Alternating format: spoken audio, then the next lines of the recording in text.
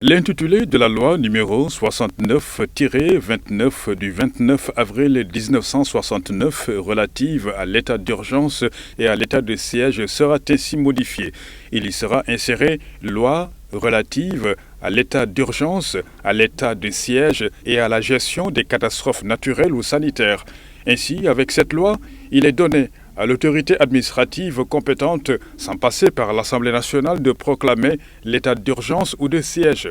Selon le décret, ces mesures peuvent notamment consister en l'instauration d'un couvre-feu et en la limitation des déplacements surtout aux parties du territoire national pour une durée d'1 mois renouvelable une fois.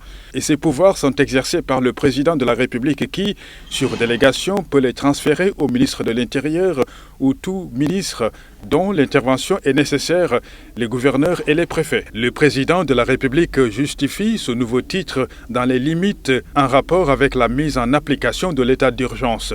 En termes clairs, l'intervention de l'Assemblée nationale au terme d'une période de 12 jours, une procédure jugée relativement lourde. Ensuite, le chef de l'État estime que les mesures dans la loi antérieure ne sont pas toujours adaptées par une prise en charge efficace de certaines catastrophes naturelles ou sanitaires. Toutefois, le président de la République rassure que la nature de ces nouvelles mesures ne constitue pas, à proprement parler, des atteintes à la sécurité intérieure ou à l'ordre public.